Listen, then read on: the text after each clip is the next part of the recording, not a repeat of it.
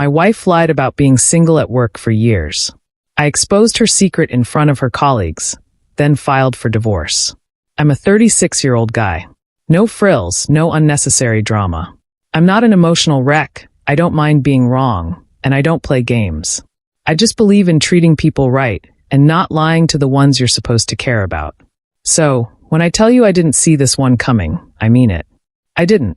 Or maybe I just didn't want to see it. I've been married to Jen for 5 years, together for 8, and I really thought I knew her. But apparently, she'd been living a whole other life on the side, and not in the way you'd think. She's in marketing, works at one of those big firms downtown. I don't know much about it beyond the fact that she's always talking about networking and career growth and how competitive the industry is. I never had any problem with it. If anything, I liked that she was ambitious. But lately, things had started to feel a little off. It was the little stuff first. She was suddenly glued to her phone, more private about her texts and messages. She'd leave the room to take calls that, apparently, I wouldn't find interesting. She was coming home late more often, talking about how her boss wanted her at mandatory social events. Fine, I thought, it's her job. But then one Saturday night, we were on the couch watching TV, and her phone wouldn't stop buzzing. I couldn't help but glance over, and she got this look on her face. Not guilty, but more like she was nervous about me even looking in that direction. When I asked, she brushed it off, said it was just some coworkers sharing memes. That could have been the end of it, but it didn't sit right.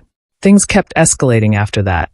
More late nights, more excuses, and then one day, I found a note she'd left on her desk. Friday, drinks with coworkers. Remember, single. That was her note to herself, just scrawled out casually as if it were a grocery list. Remember, single. I was standing there, staring at those words, wondering what the hell they meant.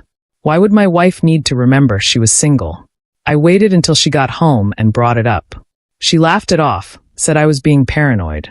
According to her, everyone in her office was young and single, and it just made things easier if she didn't complicate things by mentioning she was married.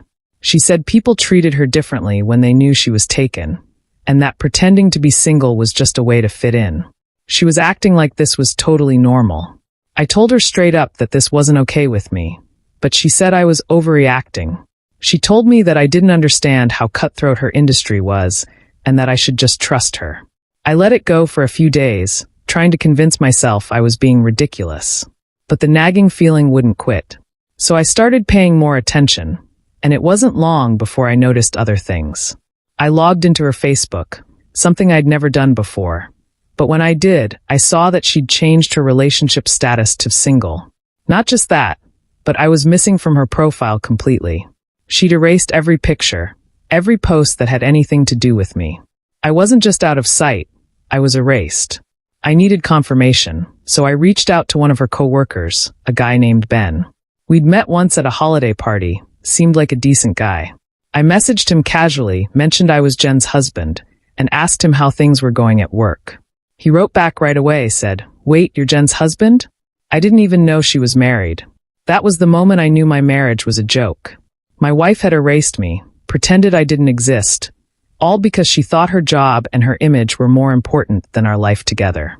Friday night came around, and she told me she was going out with her team for drinks. She didn't invite me, didn't even mention it, just casually dropped that she'd be out late. So I told her I'd come too, just to meet some of her coworkers, get to know the people she was spending so much time with. She looked horrified, but she couldn't really say no without making things obvious. When we walked into the bar, she introduced me as a friend to her boss and her team. I just smiled and shook hands, then introduced myself as her husband. The look on her face was priceless, and her coworkers looked like they'd just seen a ghost. One of them said, "I thought you were single?" And I didn't even have to respond. I just let her stand there, stammering through some excuse. I left shortly after that. There wasn't anything else to say, really. She tried calling after me, but I wasn't interested in hearing her excuses. When I got home, I packed a bag, and when she came back later, I told her I wanted a divorce. She freaked out, said I was being rash, that I was ruining her reputation. She cried, begged, then turned around and told me I'd made her life hell with my insecurity. I didn't care what she said. I'd seen enough. The divorce process wasn't smooth, but it also wasn't as drawn out as it could have been. The thing that kept replaying in my mind wasn't even that night at the bar. It was all the other times she'd dismissed my concerns or acted like her career was some kind of justification for her choices. Like the time I suggested we buy a rental property. I'd done all the legwork, found a good location, calculated everything. I thought it would be a smart investment, but she brushed it off, saying it was too basic and didn't align with her lifestyle. Instead, she wanted to spend our savings on an art collection she claimed would boost her image. I told her flat out that I wasn't interested in wasting our money on something so shallow, and after a lot of back and forth, I ended up buying the rental property anyway. It did well too, but she never acknowledged that. In her mind, anything that didn't feed into her image wasn't worth supporting. Then there was the way she treated my family. She only came to family events when she had no excuse to skip them, and even then, she'd make sure everyone knew she was miserable. My sister's baby shower a couple years back comes to mind. Jen got all dressed up, showed up late, and then made a huge fuss when she got a call about some work event happening that night. She was whispering, acting like she had somewhere way more important to be, and eventually left halfway through, saying she had to network. My family noticed, and I could tell they were hurt, but I always made excuses for her, saying she was just under a lot of pressure. Looking back, I was just enabling her self-centered behavior. Another time, we hosted a holiday party at our place, mostly for her work friends. I spent days planning the menu, setting up, making sure everything looked perfect. When her coworkers arrived, she took all the credit, talking about how she'd organized everything. I was basically the waiter in my own house that night, serving people while she played the role of perfect host.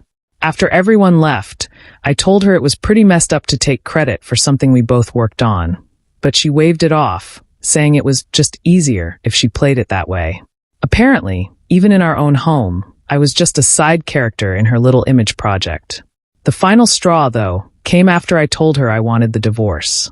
She showed up a few days later, saying her boss had heard about our disagreement at the bar and wanted to meet me. I couldn't believe it. After everything, she actually expected me to show up at her office and play nice, pretend we were working things out, all to save her reputation. When I told her there was no way I'd do that, she blew up, telling me I owed her this because I'd embarrassed her in front of her colleagues. I laughed, not because it was funny, but because I couldn't believe how far gone she was. This woman actually thought her reputation mattered more than the lies she'd told, more than our marriage. Eventually, I signed the divorce papers and walked away. She tried contacting me a few times after that, saying she'd changed and that we could try again.